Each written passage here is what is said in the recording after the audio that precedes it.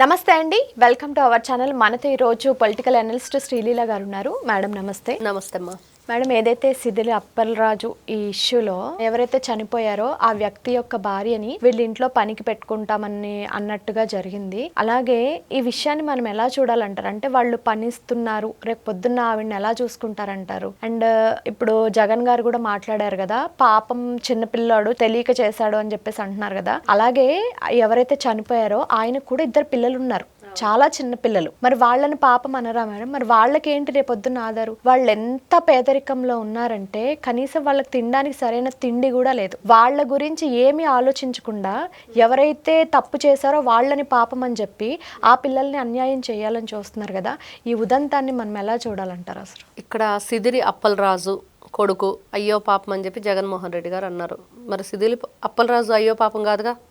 మంత్రిగా చేసావని చెప్తున్నావు, ఎమ్మెల్యే చేశాడని చెప్తున్నావు, నీ పార్టీలో పనిచేశాడని నువ్వే చెప్తున్నావు. మరి అంత వ్యక్తి డాక్టర్ అని కూడా చెప్పాడు జగన్మోహన్ రెడ్డి. మరి ఇన్ని విధాలుగా ఉన్న వ్యక్తి చదువుకున్నాడు, అతనికి ఏమీ చదువు తెలియదంటే లోక జ్ఞానం తెలియదులే, నాలెడ్జ్ ఉండదు, వాళ్ళకి న్యాయశాస్త్రంగా నీవేమీ తెలియవు అనుకోవచ్చు. కానీ నువ్వు డాక్టర్ చదివి ఎమ్మెల్యేగా చేసి మంత్రిగా చేసిన వ్యక్తికి లా అండ్ ఆర్డర్ తెలుసుగా ఏంటనేది. అప్పుడు నీ కొడుకు బండితో యాక్సిడెంట్ చేయగానే ఏం చేయాలి అప్పలరాజు? వెంటనే అరే నువ్వు చేసిన తప్పురా నాన్న, సరే నీకు నువ్వు కావాలని చెప్పి చేయలేదు, అయినా సరే తప్పే, ఫస్ట్ పోలీస్ స్టేషన్కి వెళ్ళాలి, ఇక్కడ విషయాలు చెప్పాలి, అంబులెన్స్ ఫోన్ చేయాలి, అక్కడ ఉన్న వ్యక్తి చనిపోయాడా ఏంటి పరిస్థితి, ఆయన్ని తీసుకెళ్ళి ట్రీట్మెంట్ చేయించడం, చనిపోతే అసలు మనం ఏం చేయాలి అనేది ఆలోచించకుండా నువ్వు అక్కడి నుంచి ఎస్కేప్ అవటాన్ని చూసావు. ఫస్ట్ అది కదా ఇప్పుడు బాధ అందరిది. ఒక మనిషి చనిపోతే అక్కడ ఆ వ్యక్తిని వదిలేసి నీ కొడుకుని తీసుకెళ్ళి నువ్వు ఫస్ట్ ఎయిడ్ చేయించుకొని వాడికి ఏం దెబ్బలు తగిలినాయా లేకపోతే ఇంకేమైందని చూసావు తప్పించి,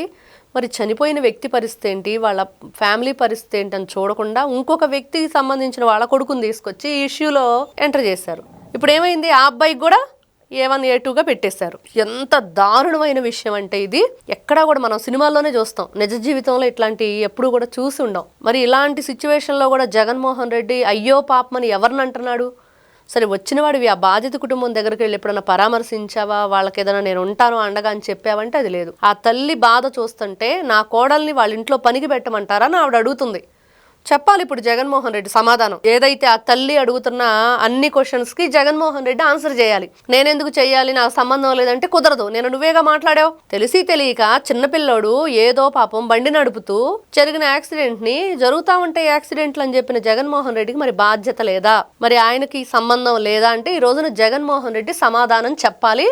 ఎవరైతే ఈ దానయ్య కుటుంబానికి ఎంత భయంకరంగా పాపం ఆ పిల్లలిద్దరు ఆ భార్య ఆ తల్లిని చూస్తుంటే ఎంత బాధాకరమైన విషయం. అక్కడ జగన్మోహన్ రెడ్డి అనే వ్యక్తికి తల్లి అంటే ప్రేమ లేదు, చెల్లి అంటే ప్రేమ లేదు, బాబాయిని గొడ్డలు పెట్టి ఈయనే వేయించాడని చెప్పి ఈ రోజున లోకం అంతా గోడైకి వస్తుంది, నువ్వే తెప్పించావు, నువ్వే మాట్లాడావని. మరి ఇన్ని రకాలుగా నువ్వు అందరినీ ఇబ్బంది పెడుతూ ఈ రోజున రాష్ట్ర ప్రజల పట్ల కూడా నీకు కొంచెం అంటే కొంచెం కూడా ఆ కనికరం అనేది లేకపోతే నిన్ను 2029లో మళ్ళీ నేను వస్తాను నాకు ఓట్లేయండి అని ఏ మొహం పెట్టుకుని వచ్చి అడుగుతావు? మరి ఇదే బాధ ఆ రోజున కోడికత్తి జరిగినప్పుడు నువ్వెందుకు చెప్పలేదు? పాపం చిన్నపిల్లాడు 21 ఏళ్ళేను ఆ రోజున సీనుకి.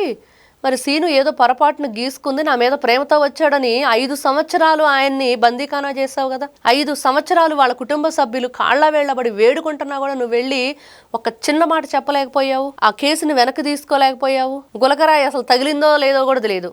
నువ్వేమైనా పిట్టవా, పావురానివా, కాకివా, పిచ్చుకవా? ఏదైనా పావురా ఏదన్నా అంటే ఉడతా అయితే ఇలా రాయే కానీ అరే టప్పమని పడిపోయింది అనుకోవచ్చు. నువ్వు బాగానే ఉన్నావు కదా, గులకరాయి తగిలింది ఇంకేముంది, జగనన్న కన్ను పోయింది కాలు పోయిందని చెప్పి ఆ రోజున గందరగోళం చేశారు. ఎవరెవరినో భయభ్రాంతులకు గురి చేశారు, వాళ్ళని ఒప్పుకోమని చెప్పారు. బీసీ సామాజిక వర్గం, ఎస్సీ సామాజిక వర్గం ఎంతమంది నీ చేతుల్లో బలైపోయారు. ఈ రోజున మేము బీసీలం అని చెప్పుకుంటూ బీసీలకు అండగా నిలబడతామని చెప్తూ ఎవరైతే రాష్ట్రంలో అలజడును సృష్టిస్తున్నారో మరి ఈ బీసీ సామాజిక వర్గానికి చెందిన దానయ్య కుటుంబానికి ఏం చేస్తారు వీళ్ళు? వాళ్ళు ఈ రోజున అడగాలి జగన్మోహన్ రెడ్డిని, ఏమయ్యా సిదిరి అప్పలరాజు, జగన్మోహన్ రెడ్డి భర్తను కోల్పోయే ఆ అమ్మాయి ఎంత దుఃఖంతో ఉంది, భరించరాని బాధలో ఉంది, ఆ అమ్మాయిని మీ ఇంట్లో పనికి పెట్టుకుంటారా? ఆ బిడ్డలను చదివిస్తాము, మీకు పొలం ఇస్తాము, లేకపోతే ఇల్లు కట్టి పెడతాము, ఇది కదా వీళ్ళు చెప్పాలి. అసలు చెప్పాలంటే ఆ పిల్లలిద్దరిని దత్తత తీసుకోవాలి, ఆ కుటుంబాన్ని దత్తత తీసుకోవాలి సిదిరి అప్పలరాజు. తీసుకున్నా కూడా చేసిన పాపం పోదు, అంత దారుణం చేశారు వాళ్ళు. అక్కడ వాళ్ళ ఇంటికి ఆధారం అతను చంపేసిన తర్వాత వీళ్ళు ఇంత డ్రామా ఆడుతూ తప్పించుకునే ప్రయత్నం. నిన్న చూడు సిదిరి అప్పలరాజు కొడుకు మెడికల్ టెస్ట్లు అయిపోయినాయి, స్టేషన్కి తరలించగానే జైలుకి ఇతను చేసింది ఏంటి, నాకు కన్ను నొప్పి, కాలు నొప్పి, కడుపు నొప్పి అని చెప్పాడు. శుభ్రంగా మళ్ళీ హాస్పిటల్కి తీసుకెళ్లారు. ఇంటి నుంచి క్యారేజీలు తెప్పించుకున్నాడు. పొట్ట పగిలేటట్లు తిన్నారు. మళ్ళీ బ్రహ్మాండంగా ఉన్నారు. మీ తిండి, మీ గొడవ, మీ మంచి, మీ చూసుకోవటమే తప్పించి ఈ రోజున ఆ చనిపోయిన వ్యక్తి కుటుంబానికి ఏం చేస్తున్నాం అనేది ఉండట్లేదు. అది బాధ ఎవరికైనా సరే. ఎవరి బిడ్డలైనా సరే నువ్వు తప్పు చేసావని చెప్పి ఆ తల్లిదండ్రులు చెప్పిన రోజునే సమాజంలో మంచి జరిగిద్ది. అది చెయ్యకపోగా వేరొక బిడ్డ మీద ఆ నింద వేసి వాళ్ళ జీవితాలు కూడా నాశనం చేయడానికి ఈ రోజున ఒకరు కాదు, సిదిరి అప్పలరాజును A1 అసలు చెప్పాలంటే. ఎందుకంటే ఈ ప్లాన్ని ఎవరు మరి స్కెచ్ చేశారో తెలియదు, కానీ ఆయన లేకుండా ఇవన్నీ జరగవు. మరి సిదిరి అప్పలరాజు కొడుకు, మరి ఎవరైతే వాళ్ళ కొడుకుని తీసుకొచ్చాడో ఆయన, ఆ అబ్బాయి తండ్రి, ఇప్పుడు 4 ఉన్నారు దీనిలో. ఇంకా వీళ్ళకి సహాయ సహకారాలు ఎవరు అందించారు, ఎవరి ద్వారా వీళ్ళు ఎస్కేప్ అయిపోదామని చెప్పి చూశారు. ఎంత భయంకరమైన విషయాలు ఈ రోజున వింటూ ఉంటే ఏం జరుగుతుంది రాష్ట్రంలో? ఇట్లాంటి వాళ్ళకి సపోర్ట్ చేస్తాడా జగన్మోహన్ రెడ్డి? ఇలాంటి వాళ్ళని అయ్యో పాపం చిన్నపిల్లోడు. ఆ రోజున వైఎస్ అవినాష్ రెడ్డి చిన్నపిల్లోడే, బాబాయిని చంపేసిన రోజు. మరి ఈ రోజున ఈ అబ్బాయి చంపేసిన రోజు చిన్నపిల్లాడే. గాజ సాయి కృష్ణ చిన్నపిల్లోడే. మొన్న తెనాలి గంజాయి బ్యాచ్ చిన్నపిల్లలే. అందరూ చిన్నపిల్లలే. జగన్మోహన్ రెడ్డి ఏం బుల్లి పిల్లాడు. ఇంకా అంతే కదా మరి. ఈయనేమో పుట్టే వాళ్ళకన్నా పెరిగే వాళ్ళకి తమ్ముళ్ళలాగా ఇలానే ఉంటాడు. అందరూ చిన్నపిల్లలు. ఇంత దారుణం ఇది. నిజంగా దానయ్య కుటుంబానికి మరి వీళ్ళు అండగా నిలబడాలి. గతంలో కూడా ఎన్నో సందర్భాల్లో బీసీ సామాజిక వర్గానికి చెందిన అమర్నాథ్ గౌడని కూడా పెట్రోల్ పోసి తగలబెడితే వాళ్ళ అక్కనేదో అంటున్నారని ఆ అబ్బాయిని ఏ రోజున మీరు చూడాలి అధికారంలో ఉండి. ఎవరిని పట్టించుకునే పాప అనుకోలేదు. అధికారంలో ఉన్నప్పుడే మీరు ఏం చేయలేదు. అధికారం కోల్పోయాక ఎవరైనా సరే మీ నుంచి ఏం ఆశిస్తారు? కాబట్టి ఇది బాధాకరమైన విషయం. ఇదంతా కూడా తల్లిదండ్రులకి ఒక లెసన్ లాగా చూడండి. బిడ్డల్ని మనం ఏ విధంగా పెంచాలి, ఏ విధంగా వాళ్ళ మంచి చెడ్డలు చూస్తున్నాం, అదేవిధంగా వాళ్ళు చెడు వైపు వెళ్తుంటే అది కూడా వాళ్ళ జీవితానికి మచ్చ తెచ్చిద్ది అనేది ఆలోచించుకొని మరి జగన్మోహన్ రెడ్డి అనే వ్యక్తి ఇలాంటి మాటలు మాట్లాడటం అనేది బాధాకరమైన విషయం. నేను ముఖ్యమంత్రిగా చేశాను, నేను ఎమ్మెల్యేగా చేశాను, ఎంపీగా చేశాను, ఏ ఉపయోగం? ఎన్నో రకాలుగా ఈ రోజున రాష్ట్రంలో జరుగుతున్న అవకతవకలన్నిటికి కూడా జగన్మోహన్ రెడ్డి కేర్ ఆఫ్ అడ్రస్గా ఉన్నాడు.